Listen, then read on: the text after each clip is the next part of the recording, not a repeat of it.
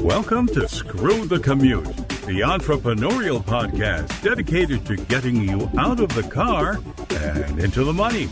With your host, lifelong entrepreneur and multimillionaire, Tom Antion. Hey everybody, it's Tom here with episode 729 of Screw the Commute podcast. Wait till you hear what we're talking about today. What you can learn by making your own dog food. And I'm not kidding. So hang in there and you'll see what business use we could make of that. Hope you didn't miss episode 728. That was Sally Gimmon.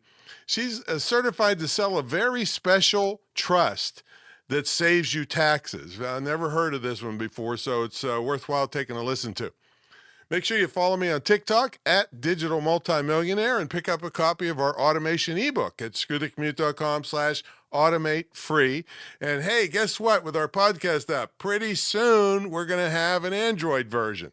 But right now, all you iPhone users can grab it at screwthecommute.com/app. That's APP, and put us on your cell phone and tablet and take us with you on the road.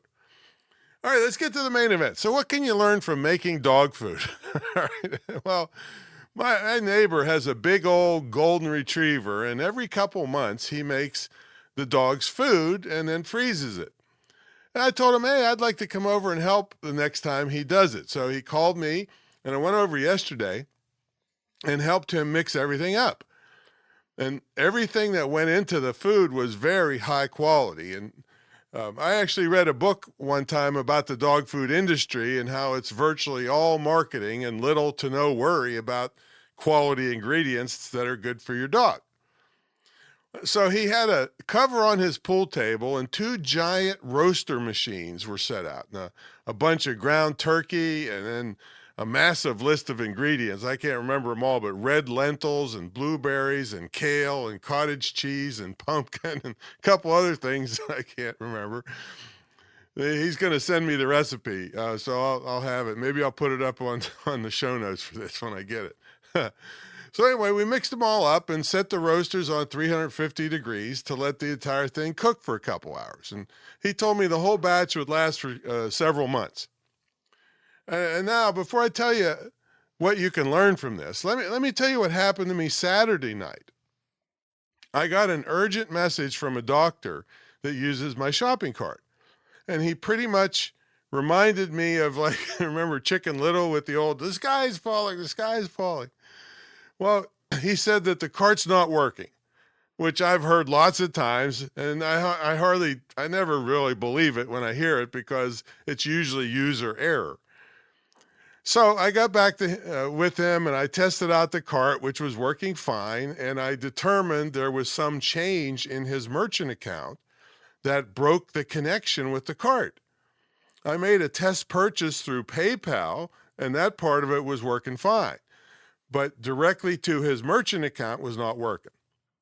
All right, so here's the lesson. He didn't know who his merchant account was with. And see, the cart is compatible with over 70 different gateways. That's the thing that connects the cart to the merchant account.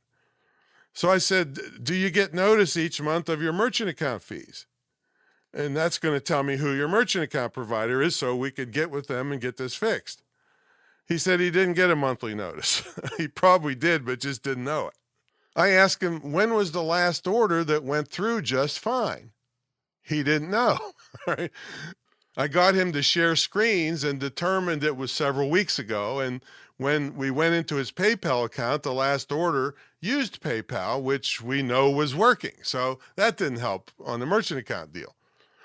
So there was nothing more that I could do for him because he had a big seminar replay actually playing today, right? So he couldn't even tell people on the webinar about the problem and just to use PayPal because it was a recording.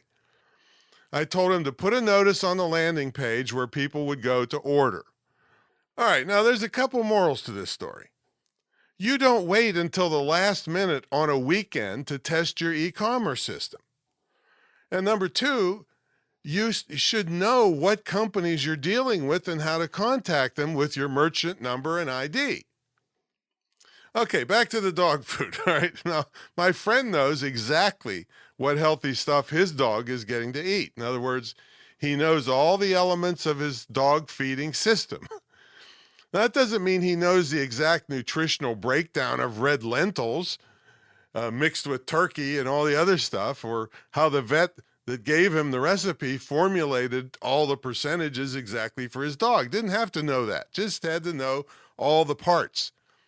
So my doctor friend did not know anything he needed to know to take care of his e-commerce site. He didn't know what company handles his merchant account. And I can only suspect he doesn't know his registrar for his domain name and who his hosting company is and how to contact him. And these are just basic things every website owner should know.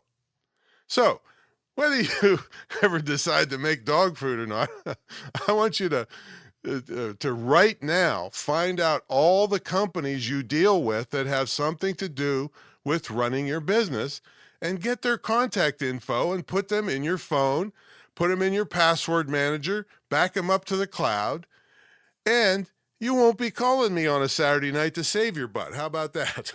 So if you want help with this and 100,000 other things you need to know to run a great e-commerce and digital marketing business, check out my mentor program at greatinternetmarketingtraining.com. All right, we'll catch you all in the next episode. See you later.